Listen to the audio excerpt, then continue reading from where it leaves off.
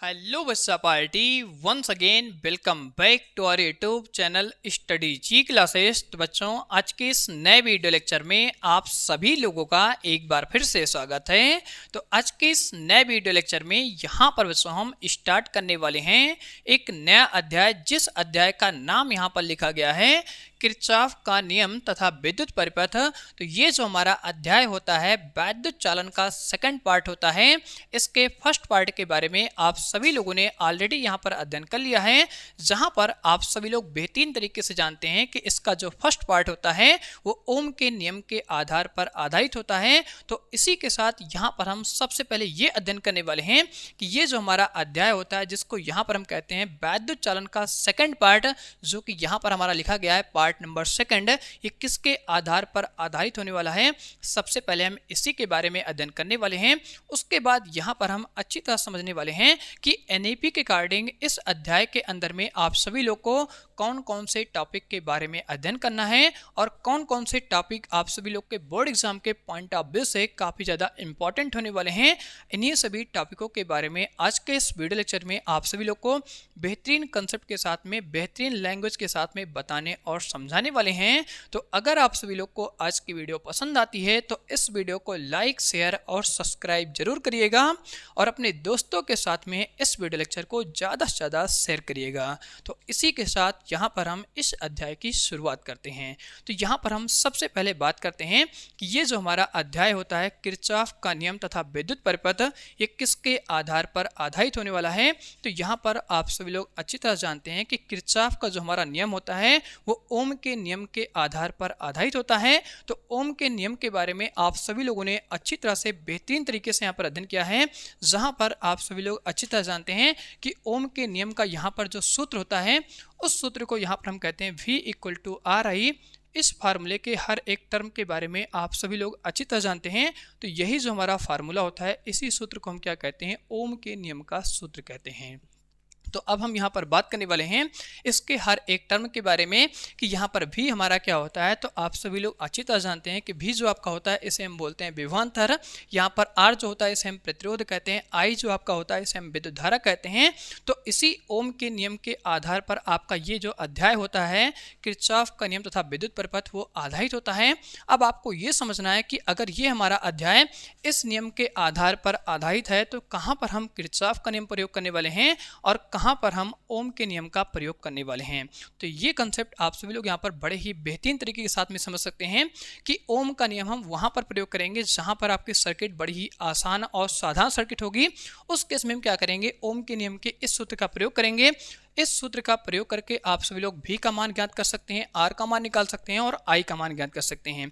लेकिन अगर वहीं पर आपको सर्किट जो दी जाती है वो काफ़ी ज़्यादा कॉम्प्लिकेटेड होती है, काफ़ी ज़्यादा जटिल होती है, तब उस केस में आप सभी लोग ओम के नियम का अगर प्रयोग करते हैं तो जो आपका सोल्यूशन होता है वो काफ़ी ज़्यादा लंबा हो जाता है, काफ़ी ज़्यादा कॉम्प्लिकेटेड हो जाता है। तब उस केस में हम क्या करते हैं, इस नियम का प्रयोग नहीं करते हैं। तो इसके लिए यहाँ पर हमारा इसका दूसरा नियम होता है जिसे हम यहाँ पर कहते हैं किरचॉफ का नियम। तो उस केस में आप सभी लोग किरचॉफ के नियम का प्रयोग करते हैं और जैसे आप सभी लोग इस नियम का प्रयोग करते हैं तैसे जो आपका सोल्यूशन होता है, जो आपका आंसर होता है, वो काफ़ी ज़्यादा यहाँ पर सिंपल तरीके से आ जाता है। तो इस अध्याय में आप सभी लोग को इसी ओम के नियम के अपडेट वर्जन के बारे में अध्ययन करना है, जहाँ पर आप क्या करने वाले हैं, इस ओम के नियम में थोड़ा सा अपडेट करने वाले हैं, थोड़ा सा मॉडिफिकेशन करने वाले हैं।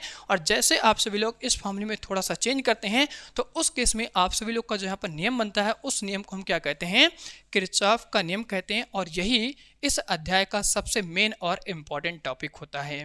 तो अब हम यहाँ पर अच्छी तरह समझने वाले हैं कि इस अध्याय के अंदर में हम कौन कौन से टॉपिक के बारे में अध्ययन करने वाले हैं। तो यहाँ पर आप सभी लोग के टॉपिक 1 बाय 1 करके अच्छी तरह से लिखे गए हैं। तो यहाँ पर हम 1 बाय 1 करके डिस्कस करने वाले हैं। सबसे पहले इसके फर्स्ट टॉपिक के बारे में। तो इसके अंदर में जो आप सभी लोग का सबसे पहला और फर्स्ट टॉपिक होता है उसका नाम यहाँ पर लिखा गया है वैद्युत सेल। तो यहाँ पर आप सभी लोग सबसे पहले इसके अंदर में अध्ययन करते हैं वैद्युत सेल के बारे में, जहाँ पर आप सभी लोग अच्छी तरह से अध्ययन करने वाले हैं कि जो हमारा वैद्युत सेल होता है वो किस प्रकार से बनाया जाता है, उसके अंदर में किस प्रकार से रासायनिक पदार्थ भरे जाते हैं और वो रासायनिक पदार्थ किस प्रकार से चेंज होते हैं वैद्युत ऊर्जा में। तो इन्हीं सभी टॉपिकों के बारे में आप सभी लोग को अच्छी तरह से अध्ययन करना है कि भैया वैद्युत सेल हमारा किस प्रकार से बनाया जाता है और ये वैद्युत सेल कितने प्रकार के होते हैं। तो इन सभी के बारे में में आप सभी लोग वैद्युत सेल के अंदर में अच्छी तरह से अध्ययन करने वाले हैं। इसके बाद यहाँ पर इसके अंदर में जो आप सभी लोग का दूसरा टॉपिक होता है उसका नाम यहाँ पर होता है सेल का विद्युत वाहक बल। तो यहाँ पर आप सभी लोग इस टॉपिक के अंदर में अच्छी तरह से अध्ययन करने वाले हैं कि सेल का विद्युत वाहक बल क्या होता है, जिसको हम यहाँ पर इंग्लिश में बोलते हैं इलेक्ट्रोमोटिव फोर्स, जिसको यहाँ पर हम शॉर्टकट में लिखने वाले हैं EMF। EMF जो हमारा होता है इसी को हम कहते हैं इलेक्ट्रोमोटिव फोर्स। और इस केस में यहाँ पर हम क्या करते हैं, इलेक्ट्रोमोटिव फोर्स को कैपिटल लेटर के ई से यहाँ पे हम निरूपित करते हैं। इस केस में आपको ये समझना है कि ये जो हमारा ई होता है इसी को हम क्या कहते हैं, इलेक्ट्रोमोटिव फोर्स कहते हैं, जिसको हिंदी में हम क्या कहते हैं, विद्युत वाहक बल कहते हैं। इसको आपको ये नहीं समझना है कि ये जो हमारा ई है इसको हम वैद्युत क्षेत्र कहेंगे या वैद्युत क्षेत्र की तीव्रता कहेंगे, इसी को हम क्या कहते हैं, इलेक्ट्रोमोटिव फोर्स कहते हैं। और इस केस में इसका जो फॉर्मूला होता है वो किस प्रकार से यहाँ पर होने वाला है उसके बारे में आपको थोड़ा सा हम जानकारी देने वाले हैं। तो आप सभी लोगों ने अध्याय नंबर 2 के अंदर में अच्छी तरह से अध्ययन किया है वैद्युत विभव के बारे में। तो उस केस में आप सभी लोग अच्छी तरह जानते हैं वैद्युत विभव का जो आपका फॉर्मूला होता है V = यहाँ पर होता है WQ। तो यही जो फॉर्मूला होता है इसी फॉर्मूले को हम क्या कहते हैं, विद्युत विभव का सूत्र कहते हैं। तो इस केस में यहाँ पर हम क्या करने वाले हैं, इस V की जगह पर V ना लिख करके यहाँ पर हम क्या करने वाले हैं, E लिखने वाले हैं। इस V की जगह पर यहाँ पर हम E रख देंगे। तो ये जो आपका फॉर्मूला बन के तैयार होता है इसी सूत्र को हम क्या कहते हैं, विद्युत वाहक बल का सूत्र कहते हैं, जिसको इंग्लिश में हम बोलते हैं इलेक्ट्रोमोटिव फोर्स। तो यहाँ पर हम आप सभी लोग को इस टॉपिक के अंदर में जब डिस्कस करेंगे, जब आपको समझाएंगे, तो इस फॉर्मूले के बारे में बेहतरीन कंसेप्ट के साथ में जानकारी देने वाले हैं कि ये फॉर्मूला किस प्रकार से इस फॉर्म में चेंज होने वाला है। तो इसके बाद यहाँ पर अब हम बात कर लेते हैं इस अध्याय के अंदर में इसके तीसरे टॉपिक के बारे में, जहाँ पर आप सभी लोग को बताया गया है सेल का टर्मिनल विभवांतर। तो यहाँ पर आप सभी लोग जानते हैं कि जो आप सभी लोग की सेल होती है जिसको हम बैटरी कहते हैं, उसके यहाँ पर क्या होते हैं, 2 टर्मिनल होते हैं। तो यहाँ पर हम सबसे पहले बात कर लेते हैं इसके उन दोनों टर्मिनल के बारे में कि फर्स्ट टर्मिनल आपका क्या होता है और सेकंड टर्मिनल यहाँ पर क्या होता है। तो यहाँ पर हम बात कर लेते हैं कि अगर हम यहाँ पर एग्जाम्पल के फॉर्म में जैसे हम यहाँ पर लेते हैं, ये मान लेते हैं कि हमारा क्या है, कोई भी एक बैटरी है। बैटरी आपकी इसी तरीके से होती है। तो यहाँ पर आप जानते हैं बैटरी का ये जो सिरा होता है उसे हम बोलते हैं धनात्मक, और बैटरी का ये जो सिरा होता है उसे हम मानते हैं क्या होता है, ऋणात्मक होता है। तो इस केस में आप सभी लोग जानते हैं कि बैटरी के हमारे क्या होते हैं, 2 टर्मिनल होते हैं, एक पॉजिटिव होता है और एक निगेटिव होता है। अब इसको हम सिंबॉलिक फॉर्म में किस तरीके से रिप्रेजेंट करते हैं उसके बारे में हम थोड़ा सा यहाँ पर आपको जानकारी देने वाले हैं। तो आप सभी लोग जब कोई भी यहाँ पर परिपथ बनाते हैं तो उस परिपथ में जो बैटरी का सिंबल बनाते हैं कुछ इस तरीके से बनाते हैं। ये आपका बैटरी का क्या होता है, टर्मिनल होता है। तो यहाँ पर हम मानते हैं ये बैटरी का धनात्मक टर्मिनल होता है और ये हमारा क्या होता है, बैटरी का ऋणात्मक टर्मिनल होता है। अब आपको यहाँ पर हमेशा ध्यान रखना है कि प्लस वाला हमेशा कैसा होता है, बड़ा होता है, और माइनस वाला यहाँ पर कैसा होता है, हमेशा छोटा होता है। तो जो हमारा धनात्मक यहाँ पे टर्मिनल होता है उसको हम पॉजिटिव से दिखाते हैं। जो यहाँ पर हमारी क्या होती है, इस तरीके से बड़ी प्लेट होती है, और यहाँ पर जो हमारी छोटी प्लेट होती है इसे हम कहते हैं ऋणात्मक टर्मिनल, जिसको यहाँ पर हम कुछ इस प्रकार से दिखाते हैं। तो यही जो हमारा सिंबल होता है इसी सिंबल को हम क्या कहते हैं, बैटरी का प्रतीक कहते हैं, बैटरी का सिंबल कहते हैं। तो इस प्रकार से आप सभी लोग बैटरी के टर्मिनल के बारे में अच्छी तरह से अध्ययन कर लेते हैं। इसके बारे में और भी यहाँ पर हम जानकारी देने वाले हैं कि आप सभी लोग इसके अंदर में किस प्रकार से इन टर्मिनल के बारे में अध्ययन करने वाले हैं और इनके बीच का विभवांतर किस प्रकार से निकालने वाले हैं। इन्हीं सभी चीज़ों के बारे में यहाँ पर हम इसके थर्ड टॉपिक के बारे में अध्ययन करेंगे, जिसका नाम होता है सेल का टर्मिनल विभवांतर। इसके बाद इसके अंदर में जो आप सभी लोग का नेक्स्ट टॉपिक होता है वो आप सभी लोग का यहाँ पर होता है सेल का आंतरिक प्रतिरोध। तो यहाँ पर आप सभी लोग अच्छी तरह जानते हैं कि इस टॉपिक के बारे में आप सभी लोग एक ऐसे राज के बारे में अध्ययन करने वाले हैं जहां पर आप सभी लोग ये समझने वाले हैं कि अगर हम मार्केट से कोई भी बैटरी लाते हैं तो उस बैटरी पर आप सभी लोग देखते हैं वहां पे लिखा होता है 4 वोल्ट या 5 वोल्ट, लेकिन जब आप सभी लोग उस बैटरी को किसी भी विद्युत परिपथ में जोड़ते हैं तब उस केस में आप सभी लोग वोल्ट मीटर से मापते हैं तो आप सभी लोग को वहां पे प्राप्त होता है कि बैटरी अगर हमारी 4 वोल्ट की है तो उस केस में आपको 4 वोल्ट नहीं मिलता है, वहां पर आप सभी लोग को 3.8 वोल्ट या 3.9 वोल्ट मिलता है। तो ऐसा क्यों होता है, तो उस केस में आपको यह समझना है कि जब बैटरी को हम काम में लेते हैं तो वो आपस में क्या करती है, अपने अंदर में कुछ ऊर्जा व्यय करती है। वही जो ऊर्जा आपकी व्यय होती है उसी ऊर्जा को हम क्या कहते हैं, यहाँ पर आंतरिक प्रतिरोध कहते हैं। तो इसी के बारे में आप सभी लोग को इस टॉपिक के अंदर में अच्छी तरीके से अध्ययन करना है, सेल का आंतरिक प्रतिरोध। और सेल के आंतरिक प्रतिरोध को यहाँ पर हम क्या करते हैं, स्मॉल r से निरूपित करते हैं। इसके बाद आप सभी लोग इसके नेक्स्ट और इम्पॉर्टेंट टॉपिक के बारे में अध्ययन करने वाले हैं, जहाँ पर आप सभी लोग अध्ययन करने वाले हैं सेल के टर्मिनल विभवांतर। कामा करके यहाँ पर लिखा गया विद्युत वाहक बल, जिसके बारे में मैंने यहाँ पर आपको बताया कि विद्युत वाहक बल को यहाँ पर हम क्या करते हैं, कैपिटल E से निरूपित करते हैं। और इसके बाद यहाँ पर आपका अगला टॉपिक होता है तथा आंतरिक प्रतिरोध का संबंध। तो यहाँ पर आप सभी लोग क्या करने वाले हैं, ये जो आपका सेकंड टॉपिक है जिसका नाम लिखा गया है सेल का विद्युत वाहक बल, और यहाँ पर जो आपका तीसरा टॉपिक होता है सेल का टर्मिनल विभवांतर, और इसका जहाँ पर फोर्थ टॉपिक होता है सेल का आंतरिक प्रतिरोध, इन सभी के बारे में आप सभी लोग एक संबंध स्थापित करने वाले हैं। उस संबंध के बारे में आप सभी लोग बेहतरीन कंसेप्ट के साथ में अध्ययन करने वाले हैं।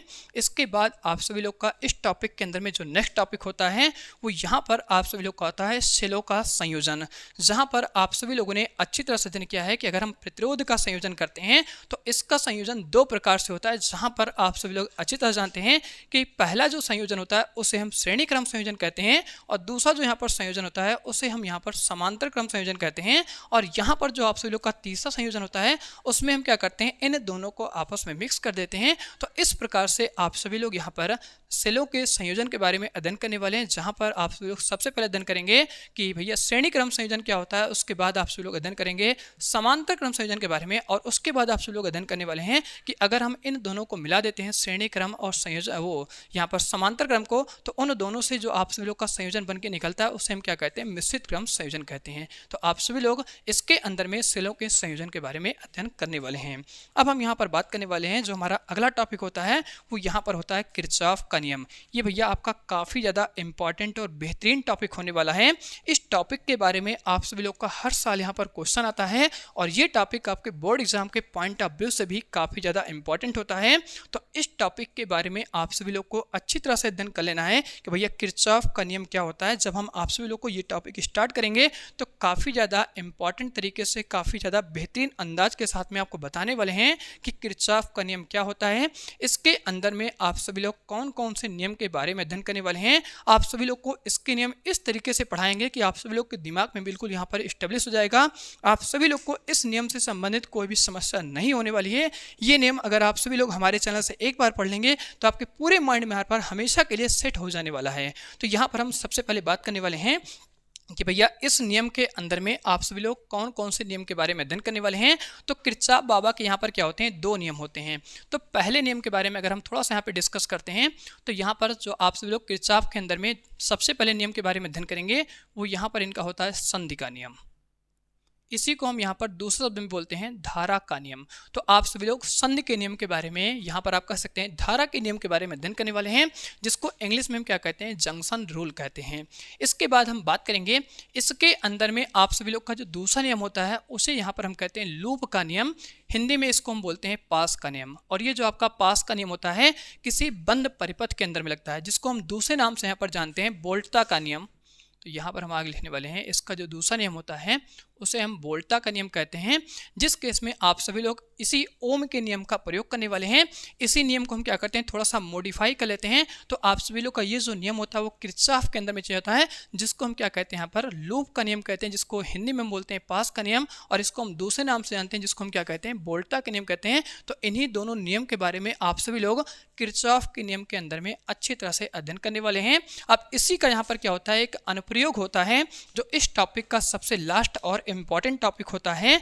इसको हम क्या कहते हैं, बीट स्टोन सेतु कहते हैं। अब बीट स्टोन सेतु में आप सभी लोग अच्छी तरह से अध्ययन करने वाले हैं कि इसमें क्या होता है, आप सभी लोग के यहाँ पर चार प्रतिरोध होते हैं। चारों प्रतिरोध आपस में क्या होते हैं, एक दूसरे से कनेक्टेड होते हैं। तो उसमें से तीन प्रतिरोध के बारे में आपको जानकारी होती है, लेकिन एक प्रतिरोध के बारे में आपको जानकारी नहीं होती है। तो उस एक प्रतिरोध का हम क्या करते हैं, मान पता करते हैं। तो उसके लिए हम क्या करते हैं, यहाँ पर बीट स्टोन सेतु के बारे में अध्ययन करते हैं। तो ये आपका एक इस प्रकार का सेतु होता है जिसमें आप सभी लोग को तीन क्या होते हैं, नॉन प्रतिरोध होते हैं, एक क्या होता है, अननोन होता है। तो उस केस में आप क्या करने वाले हैं, यहाँ पर बीट स्टोन सेतु के बारे में अध्ययन करेंगे और इसके फॉर्मूले के बारे में भी अध्ययन करने वाले हैं। तो इस प्रकार से आप सभी लोग इस अध्याय के हर एक टॉपिक के बारे में अच्छी तरह से अध्ययन कर लेते हैं। अब हम यहाँ पर बात करने वाले हैं कि कौन कौन से आपके वो टॉपिक होने वाले हैं जो बोर्ड एग्जाम के पॉइंट ऑफ व्यू से काफ़ी ज़्यादा इंपॉर्टेंट होने वाले हैं। तो इनमें से जो आप सभी लोग का बोर्ड एग्जाम में इंपॉर्टेंट टॉपिक होने वाला है वो आप सभी लोग का यहाँ पर होता है सेल का आंतरिक प्रतिरोध। ये भैया सबसे इंपॉर्टेंट टॉपिक होने वाला है। इसके बारे में आप सभी लोग को अच्छी तरीके से पढ़ के जाना है। इससे रिलेटेड हर एक टॉपिक आप सभी लोग के शॉर्ट क्वेश्चन में, लॉन्ग क्वेश्चन में बन के आता है। तो आपको ये टॉपिक बेहतरीन तरीके से पढ़ना है कि इसका फॉर्मूला क्या होता है, इसके फॉर्मूले को हम किस तरीके से ड्राइव करते हैं, इसकी परिभाषा हम किस प्रकार से लिखने वाले हैं। तो इन सभी के बारे में आपको अच्छी तरह से अध्ययन करना है। उसके बाद जो आपका इंपॉर्टेंट टॉपिक होता है वो आपका ये संबंध होता है, क्योंकि संबंध आपके बोर्ड एग्जाम में लगातार पूछा गया है। तो संबंध के बारे में में अच्छे से अध्ययन करना है कि सेल के टर्मिनल का जो विभवांतर होता है और यहाँ पर जो आप सभी लोग का विद्युत वाहक बल होता है तथा करके यहाँ पे लिखा गया है आंतरिक प्रतिरोध, इन तीनों का संबंध हम किस प्रकार से स्टेब्लिश करते हैं, इनके डेरिवेशन के बारे में आप सभी लोग को बेहतरीन कंसेप्ट के साथ में अध्ययन करना है। 2-3 बार इनकी अच्छे से प्रैक्टिस कर लेना है, क्योंकि यहाँ से आपके लॉन्ग क्वेश्चन भी बनते हैं और यहीं से आपके शॉर्ट क्वेश्चन बनते हैं। कभी कभी आप सभी लोग का क्या होता है, यहाँ से MCQ क्वेश्चन पूछाता है कि बताइए इन दोनों के बीच में जो आपका फार्मूला निकल के आता है उस फार्मूले को हम किस प्रकार से यहाँ पे लिखने वाले हैं, वो फार्मूला अलग अलग रूप में पूछा जाता है। तो आपको ये संबंध बेहतरीन तरीके से पढ़ना है। इसके बाद जो आपका इंपॉर्टेंट टॉपिक होता है यहाँ पर आपका किरचॉफ का नियम होता है, जो सबसे इंपॉर्टेंट टॉपिक होने वाला है। इससे आप सभी लोग का न्यूमेरिकल बोर्ड एग्जाम पे पूछा जाता है, जहां पर आप सभी लोग को न्यूमेरिकल बना के दिया जाएगा और आपको पूछा जाएगा कि भैया इस केस में V का मान क्या होने वाला है, I का मान क्या होने वाला है और R का मान क्या होने वाला है। जैसे आप सभी लोगों ने यहाँ पर ओम के नियम के बारे में अध्ययन किया है, तो इसी फॉर्मूले का हम क्या करते हैं, अपडेट वर्जन पढ़ते हैं, तब उस केस में हम क्या करते हैं, यहाँ पर दूसरा नियम अप्लाई करते हैं जिसको हम पास का नियम, वोल्टा का नियम कहते हैं। तो इसी बेसिस पर आपके बोर्ड एग्जाम में क्वेश्चन आते हैं। न्यूमेरिकल 100% क्या होता है, फिक्स होता है। अब इसी के अनुप्रयोग के बारे में भी पूछ लेता है कि भैया बीट स्टोन के बारे में आप लिखिए, इसके बारे में संरचना लिखिए, इसका फार्मूला क्या होता है, इसका डेरिवेशन क्या होता है, इनके बारे में पूछाता है। तो यहाँ पर जो इंपॉर्टेंट टॉपिक होने वाले हैं, बीट स्टोन सेतु हो गया, किरचॉफ का नियम हो गया, और यहाँ पर इसके संबंध के बारे में पूछाता है और सेल के आंतरिक प्रतिरोध के बारे में पूछाता है। तो ये सभी टॉपिक क्या होते हैं, बोर्ड एग्जाम के पॉइंट ऑफ व्यू से काफ़ी ज़्यादा इंपॉर्टेंट होते हैं। तो आप सभी लोग इसके बारे में एक बार स्क्रीनशॉट ले लीजिए या आप इस पूरे को अच्छी तरह से एक बार नोट कर लीजिए। अगर किसी भी टॉपिक में कोई भी समस्या है, कोई भी दिक्कत होती है, तो कमेंट बॉक्स में कमेंट करके आप जरूर बताइएगा। तो इसी के साथ हम आज का ये इंपॉर्टेंट टॉपिक इसी पे एंड करते हैं। अब हम इस अध्याय की शुरुआत करने वाले हैं, जहां पर आप सभी लोग को सबसे पहले बेहतरीन कंसेप्ट के साथ में जानकारी देने वाले हैं कि भैया वैद्युत सेल क्या होता है, इसकी परिभाषा आप किस प्रकार से लिखने वाले हो, किस प्रकार से इसके बारे में अध्ययन करने वाले हो। तो एक बार अगेन आप सभी लोग इस सब चीज़ को अच्छी तरह से नोट कर लीजिए। किसी भी टॉपिक में आपको कोई भी समस्या होती है तो कमेंट बॉक्स में कमेंट करके आप जरूर बताइएगा। तो यहाँ पर आप सभी लोग इसके बारे में अच्छी तरह से नोट कर सकते हैं।